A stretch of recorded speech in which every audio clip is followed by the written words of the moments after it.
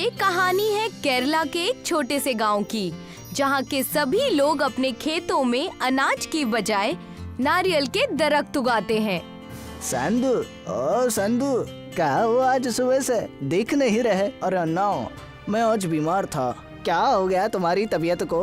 कल रात बारिश में भीग गया था तो गीले कपड़ों में ही सो गया। सुबह उठा तो देखा पूरा बदन दर्द कर रहा था। सेहत का खास ध्यान रखा करो और बारिश में कम भीगा करो।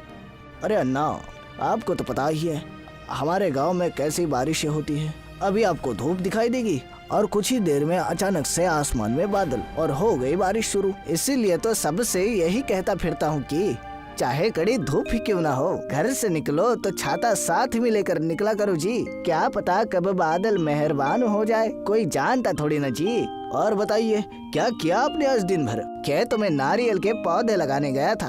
और तुम कब कर रहे हो नए पौधों की रुपाई? कल तक तबीयत ठीक हो जाए तो कल से ही काम शुरू कर दूंगा। ठीक है, मेरे पास कुछ पौधे बचे हैं, तुम्हारे काम आ जाएंगे। कल सुबह आकर ले लेना मुझसे। ठीक है अन्ना। अन्ना अपने घर की ओर चले जाता है। जाकर खेतों की जांच करके आता हूँ कि कितने पौधे लगेंगे। संधू अपनी खेतों की ओर जाता है, जहाँ रास्ते में उसको नारायणी मिलती है। अब तबीयत कैसी है संधू? अन्ना बता रहे थे कि तुम्हारी तबीयत कुछ खराब है। हाँ, अब कुछ ठीक है। तुम कहाँ से आ रही हो? बाबा के साथ खेतों में पौधों की रुपाई के लिए गई थी। मैं भी खेतों की तरफ ही जा रहा हूँ। बस जरा अनुमान लगा लूं कि कितने पौधों की जरूरत पड़ेगी। अच्छा, अरे हाँ, बाबा ने कहा है कि जब तुम्हारा खुद का पक्का घर होगा ना, तभी तुमसे मेरी शादी करवाएंगे, नहीं तो बाबा मेरे लिए कोई और रिश्ता ढूंढ लेंगे। बाबा से कहना कि मैं पूरी कोशिश कर रहा हूँ और इस साल के आखिर तक मेरा खुद का पक्का मकान बन जाएगा। कोई नया रिश्ता ढूंढने की जरूरत नहीं है। इतना कहकर संधू अपने खेतों की ओर चला जाता है और नारायणी अपने घर की ओर चली जाती है। नारायणी की बातों से अब संधू थोड़ा परेशान हो जाता है। उसको अब जल्दी ही पक्का मकान बनवाना होगा। इस साल भी अगर खुद का पक्का घर नहीं बना पाया ना, तो नारायणी से शादी नहीं हो पाएगी। इस बार तो कड़ी मेहनत करके खूब सारे नारियल उगाने पड़ेंगे। संधू खेतों में जाता है और नाप लेकर आता है कि वो कितनी कितनी दूरी पर पौधों की रुपाई करेगा। घर आकर वो खाना बनाता है और खाना खाकर सोने चले जाता है। कल सुबह जल्दी उठकर खेत जाना है, इसलिए अभी जल्दी सो जाता हूँ। संधू दिया बुझाकर सो जाता है। अगली सुबह वो जल्दी उठता है और पौधे लेने के लिए अन्ना के घर जाता है। अन्ना, ओ अन्ना, मैं आया हूँ, नारियल के पौधे दे दो। अरे अंदर आ जाओ जी, मैं नाश्ता कर रहा हूँ। तुम भी कुछ नाश्ता कर लो, फिर ले जाना पौधे। नहीं अन्ना, मुझे देर हो रही है। आ जाओ जी, शर्मा क्यों रहे हो? तुम्हारा ही घर है जी। ये ले बेटी, उसे नाश्ता बाहर ही दे दो, अंदर तो वो आएगा नहीं। ठीक है पिताजी।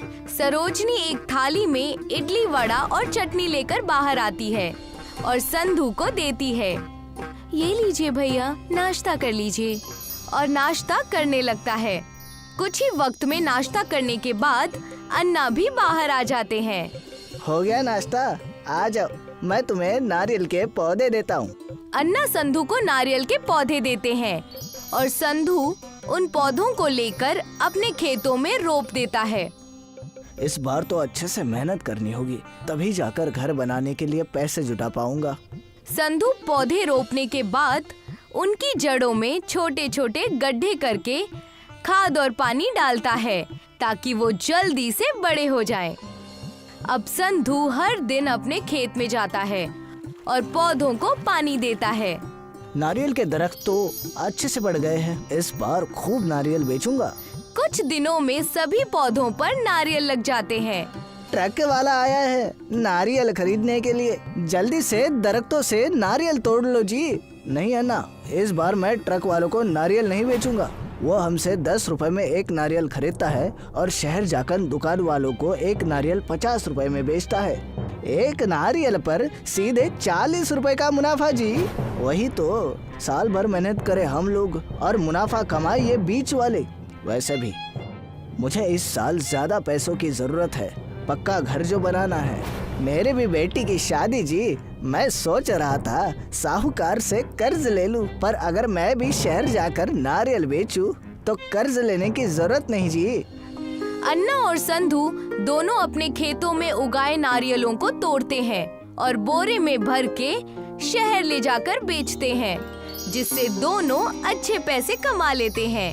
पैसे जमा करके संधू अपना एक खुद का पक्का मकान बनवा लेता है और अन्ना अपनी बेटी सरोजनी की शादी कर देते हैं। अब तो पक्का मकान भी बना लिया, नारायणी के पिताजी से शादी की बात करनी होगी। संधू नारायणी के घर जाता है और अपनी शादी की बात करता है। पक्का मकान बनाने से अब नारायणी के पिताजी इन दोनों की शादी के लिए राजी हो जाते हैं। अरे ये बारिश इतनी तेज कैसे होने लगी?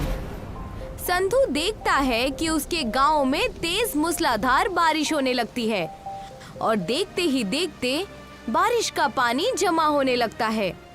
अब क्या करेंगे? कल शादी का दिन है और आज इतनी तेज बारिश से पूरे गांव में पानी भर गया है। पहले खुद की जान बचाने के बारे में सोचो। बाढ़ से घर डूबने लगे हैं। हम जिंदा रहे तो कभी भी शादी कर सकते हैं। जैसे जैसे बारिश तेज होती है और समय बीतने लगता है, बाढ़ का पानी घरों के अंदर भी जाने लगता है और घर टूटने लगते हैं। जल्दी यहाँ से निकलो बेटा, हमारा घर भी बहने वाला है। मंदिर की तरफ चलो। अन्ना अपनी बेटी को लेकर मंदिर में जाता है, जहाँ सभी गांव वालों ने शरण ली है। मंदिर वैसे तो गांव के निचले हिस्से में है, लेकिन फिर भी वहाँ पर बाढ़ के पानी का कोई असर नहीं दिख रहा है। आओ मेरा हाथ पकड़ लो, पानी का बहाव बहुत तेज है। संधू अपनी जान पर खेलकर नारायणी और उसके पिताजी को लेकर मंदिर जाता है। अब सभी गांव वाले बाढ़ का पानी कम होने का इंतजार कर रहे हैं। धीरे धीरे पानी कम होता है, पर गांव वालों के घर पानी के साथ टूटकर बह गए हैं, इसलिए सभी लोग बेघर हो जाते हैं। मैंने बहुत मेहनत करके अपना खुद का पक्का घर बनाया था और आज वो घर मेरे ही आंखों के सामने बह गया और मैं कुछ नहीं कर पाया। हम सब लोगों के घर बाढ़ में बह गए जी। तुम अकेला ही बेघर नहीं हुआ जी। मालिक की कृपा है कि किसी को जान का नुकसान नहीं हुआ। सही कहा आपने अन्ना, जिंदा है उतना ही काफी है। घर तो हम दूसरा भी बना सकते हैं। तभी वहाँ पर नारायणी और उसके पिताजी आते हैं। अब तो मेरे पास मेरा कच्चा घर भी नहीं बचा है, तो क्या आप नारायणी से मेरी शादी नहीं करवाएंगे? नहीं बेटा, ऐसी बात नहीं है। तुम एक मेहनती लड़के हो, आज नहीं तो कल खुद का घर फिर से बना लोगे। मैं तो बहुत खुश हूँ कि मुझे तुम्हारे जैसा मेहनती दामाद मिला है, जिसने इस आपदा के समय में हमें शरण दी। उसका धन्यवाद करते हैं जी। सभी गांव वाले अब मंदिर के आंगन में इकट्ठे होते हैं और अय्यप्पा स्वामी की पूजा अर्चना करते हैं। हे स्वामी, आपने हम सभी को अपने घर में शरण दी, इसलिए हम सभी गांव वाले आपके आभारी जी। पर हम कितने दिन और यहाँ रहेंगे? हे स्वामी, हम लोग फिर से मेहनत करके खुद का घर बना सकते हैं, पर बाढ़ से हमारे खेत भी बह गए। अब आप ही हमें कोई रास्ता दिखाइए। तभी तेज हवाएं चलने लगती हैं और मंदिर के प्रांगण में लगा एक नारियल का दरख्त तेजी से हिलने लगता है। उसमें से एक बड़ा सा नारियल नीचे गिरता है और उसके 2 टुकड़े हो जाते हैं।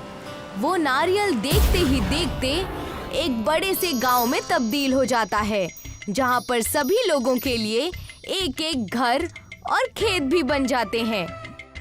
स्वामी की जय हो। मुझे पता था कि स्वामी आप हमारे सर पर छत जरूर देंगे। अब सभी लोग अपने लिए एक एक घर चुन लेते हैं और उसमें रहने लगते हैं। नारियल से बने इस गांव में चारों ओर ऊंची ऊंची दीवारें बनी हैं, ताकि कभी भी अगर बाढ़ आए तो बाढ़ का पानी गांव में ना आ सके। इस बार मैं नारियल के साथ साथ अपने खेतों में अनाज भी उगाऊंगा। नारायणी के पिताजी नारायणी और संधू की शादी बड़े धूमधाम से करवाते हैं, जिसमें सभी गांव वाले शामिल होते हैं।